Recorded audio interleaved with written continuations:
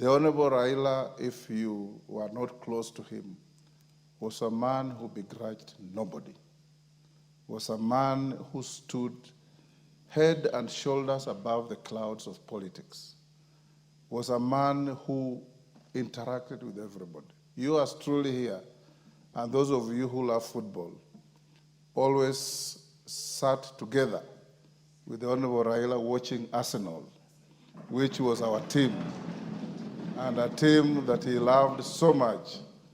When Arsenal was playing, Honorable Raila would not talk to anybody until the match is over. He will pay military attention to the game, and he would count all the players up to the subs. Arsenal was in his blood like it is in mine. And remember, like Raila always did, that we have no spare country. We have only one Kenya, and everybody has a duty, a patriotic duty, to contribute to the well-being of our nation.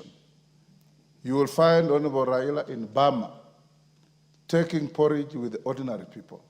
You would find Honorable Raila in the Hilton eating caviar with the mighty. That was the great man he was. And I encourage you, young politicians, emulate this and our country will go places. Emulate this and our country will spring from a developing country to a developed country. The ball is in our court.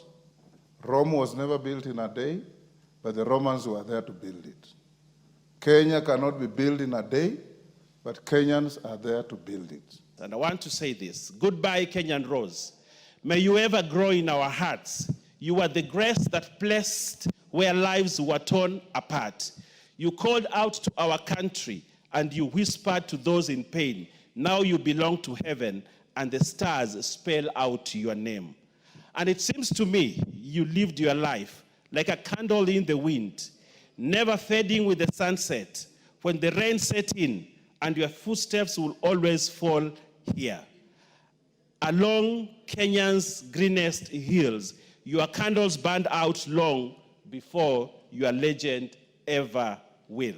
The Right Honorable Raila Odinga has carried the weight of Kenya on his shoulders more times than anyone should have done. Yet, he still walked with hope, still laughed, still listened, and still dreamt of a Kenya that would live up to its promise of being a great nation.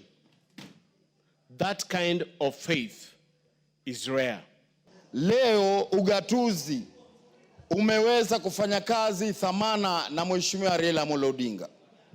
Leo uhuru wa kuongea, watu wanaweza kuongea thamana na Mheshimiwa Raila Amolo Odinga. Leo Mheshimiwa Raila Amolo Odinga ameweka ndoto za watu wengi katika kuonekana kuwa na mwelekeo wa kuweza kwenda mbele. Raila Odinga is dead. Long live Baba. Haya! Haya! Thank you. Haya! Tendawili! Tendawili! Tendawili! Tendawili! Tunasema hiyo mambo yote iko sawa. Hata kama Raila ameondoka, rais Baba ataishi milele. Iko sawa.